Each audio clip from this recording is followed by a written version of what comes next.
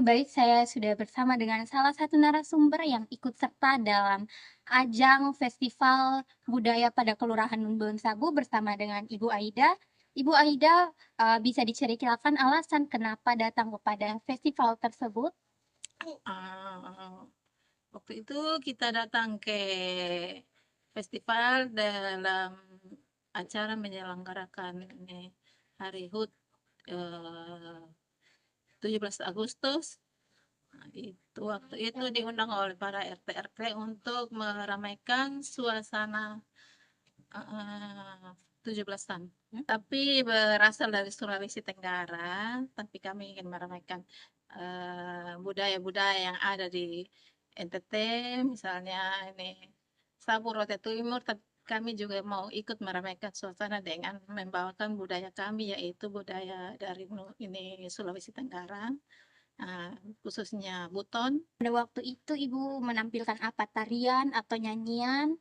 Pada waktu itu kami mengadakan tarian, khususnya yang tarian bernama tarian Lulo, yang di ini yang diikut sertakan bisa dengan di atas 20 orang begitu, jadi untuk meramaikan suasana budaya kita.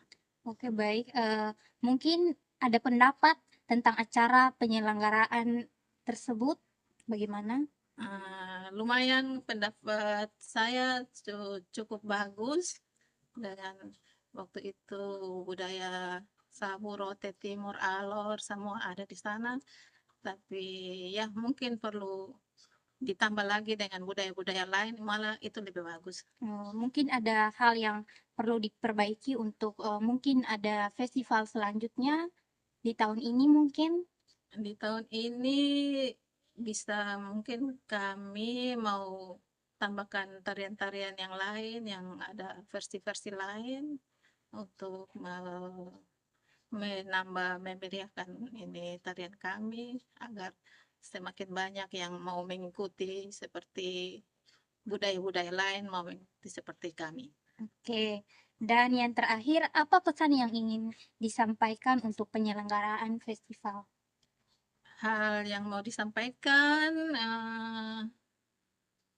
untuk yang akan datang atau yang tahun ini dan yang akan datang mungkin lebih meriah lagi. Itu saja. Oke.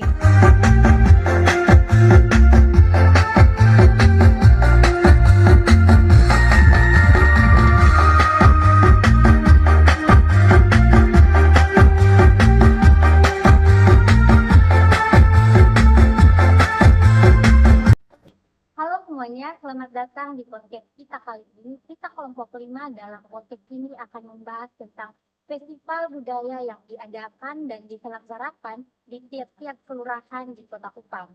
Namun pada podcast kita kali ini kita akan membahas dan berfokus pada festival budaya yang diadakan di Kelurahan Lembang Sabu, diadakannya di tahun kemarin tahun 2024 untuk memeriahkan HUT NKRI pada tahun ke-79. Namun sebelum kita jauh lebih lanjut untuk membahas festival budaya ini, kita akan berkenalan duluan. Perkenalkan, nama saya Weldy Destino Kabunga, saya Yusya Temaru, dan saya Intan Raikun. Oke, ceritain gimana sih ceritanya selama wawancara yang dilakukan. Nah, waktu itu saya mewawancarai salah satu narasumber. Nah, dia ini ikut serta dalam memeriahkan acara festival ini. Salah satu narasumber ini merupakan ibu-ibu, namanya nih teman-teman Ibu Sri. Nah, Ibu Sri ini dia ikut serta dalam memeriahkan acara festival ini dengan dia mengikuti dan menampilkan sebuah tarian. Nah, jadi di dalam festival tersebut, di mana orang-orang yang ikut serta di dalam festival itu tuh mereka menampilkan tarian-tarian dan sebagainya nyanyian, dan bahkan ada juga yang memperkenalkan makanan-makanan khas dari daerah mereka masing-masing. Nah, kalau Ibu Sri ini dia kan berasal dari Sulawesi Tenggara.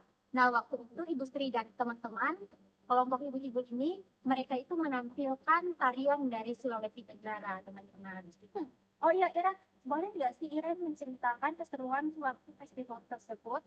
Sebenarnya nggak seru sih. Oke, baik. Oh iya teman-teman, saya kan tadi saya sudah bilang saya mewawancarai salah satu narasumber ya, yaitu Ibu Sri. Namun sebelum saya mewawancarai, sebenarnya saya juga menonton festival tersebut. Oh, itu di mana tempatnya? Oh, itu tempatnya di teman-teman tahu Dharma IPS? Tahu. Nah, pokoknya festivalnya tuh diadain di Dharma IPS pada malam hari. Waktu itu sebenarnya saya juga tidak tahu ada acara tersebut karena mungkin promosi mereka kurang menarik atau tidak dipromosikan di sosial media. Mungkin promosinya dari mulut ke mulut begitu. Kayak, oh di sini ada acara festival budaya. Oh, berarti itu harusnya ada peran dari pemerintah ya untuk bisa mempromosikan lebih cepat lagi ya, supaya anak-anak muda juga bisa bergabung pasti dalam festival tersebut. Iya, soalnya waktu saya pergi ke festival tersebut tuh di sana kebanyakan mayoritas yang menonton festival tersebut dan ikut serta pada festival tersebut itu bukan anak-anak muda, malahan orang yang sudah berlanjut usia seperti bapak ibu, kakek dan nenek, dan juga mungkin ada anak-anak kecil juga, tapi ya anak-anak kecil juga sedikit, lebih banyak yang memeriahkan acara festival tersebut itu orang-orang tua. Lalu mau nanya nih ya, pas festival itu apa ada anak-anak muda yang ikut merayakan festival itu atau hanya ada yang menonton meskipun hanya anak kecil gitu? Sebenarnya ada sih teman-teman, tapi ya itu cuman sedikit. Mungkin karena yang tadi saya sudah bilang promosinya kurang menarik atau tidak diupload ke sosial media. Jadi anak-anak muda kurang tahu dan kurang minat daerah tersebut. Karena kan kita tahu semua ya kan anak-anak muda di sini ini mencari berita atau informasi-informasi kan lewat sosial media. Nah, tapi yang kesalahan dari festival ini bukan kesalahan sih menurut saya kayak untuk kurang mempromosikan saran dari kami mungkin lebih mempromosikan adanya festival budaya ini di sosial media seperti di Instagram, di TikTok gitu. Jadi sebenarnya ini dari teman-teman kan nggak sih dia anak muda tuh tahu iya dan di festival budaya iya tapi teman-teman aku kan sadar nggak kalau pada festival ini masih banyak anak muda yang kurang ikut serta begitu. Banyak banget biasanya hanya orang tua gitu. Mungkin teman-teman ada saran untuk pemerintah untuk terkait festival ini biar anak-anak muda lebih mau gitu. Kalau menurut saya harusnya pemerintah itu apa ya mempromosikan lewat media sosial untuk anak-anak muda itu kan gampang tertarik ya kalau lihat kayak di TikTok ya betul di Instagram itu kan pasti banyak yang terlihat mau ikut festival budaya jadinya lebih ramai karena yang muda-muda juga lebih tahu bahwa ini budaya ini harus kayak gini ada makan daerah ini ya kan. Nah, kalau menurut saya tuh UMKM tuh harus ditingkatkan sih. Contohnya kayak di festival tersebut dijual makanan-makanan khas gitu. Biar anak muda bisa tahu, oh ini ya makanan dari daerah mana.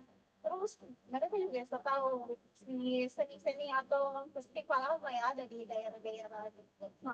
Iya teman-teman, tapi waktu yang saya nonton juga kan ini kan merupakan salah satu festival budaya ya, tapi di sana tuh budayanya kurang beragam.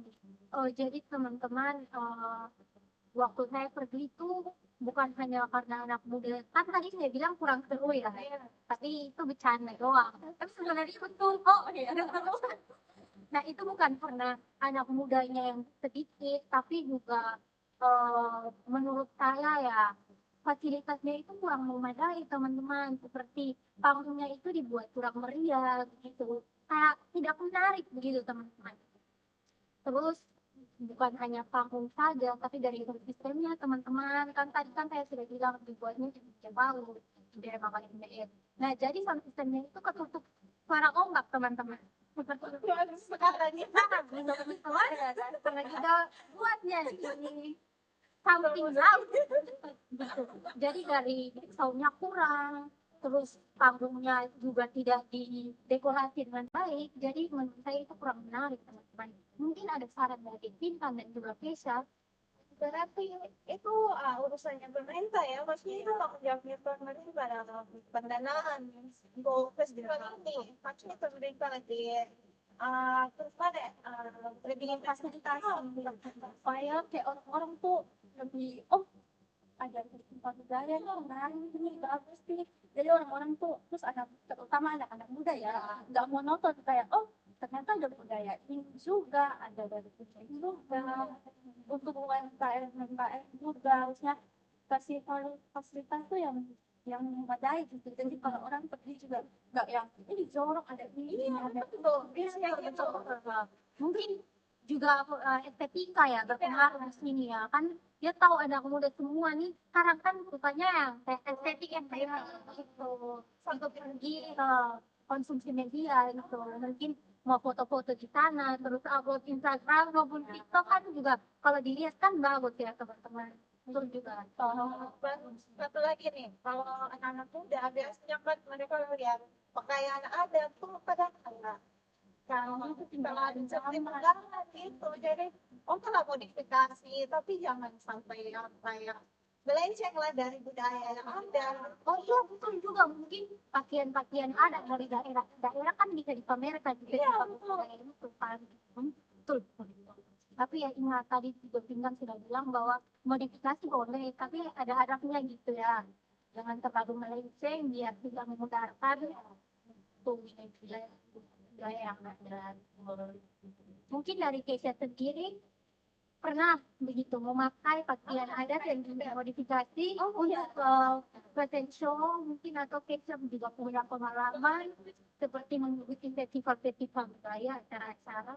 itu lebih ke apa ya, tarian-tarian adat ya, kita menunjukkan tarian adat yang kayak bervariasi gitu, jadi sama tunjukkan oke kan bisa ditonton pakaian adatnya juga diversifikasi, tapi tidak apalagi tidak melenceng untuk menggunakan budaya semacam. Kalau waktu itu kan Kesha pernah ikut senari ya kan, untuk memeriahkan festival budaya, mungkin bisa diceritakan itu acara apa sih sebenarnya? Kalau sih itu tuh kalau yang teman-teman tahu di Taman Budaya itu kan selalu diselenggarakan pagelaran festival budaya tahunan di daerah, sekolah gitu. Oke, baik teman-teman, itu saja sedikit dari podcast kami yang tadi sudah membahas tentang festival-festival budaya yang diadakan di Kota Kupang. Tadi kan dalam openingnya kita hanya bilang bahwa berfokus pada kelurahan Membangun Sabu, namun dalam podcast kita kan kita sedikit melenceng, untuk kita juga membahas pengalaman pribadi dari Kesha. Tadi pengalaman pribadinya apa? Menari festival budaya apa tadi ya? Pagelaran seni budaya dan juga Pintan. Jadi ya sudah, begitu saja keseruan kami pada podcast kali ini. Terima kasih kepada Kesha dan juga Pintan. Terima kasih guys, bye bye.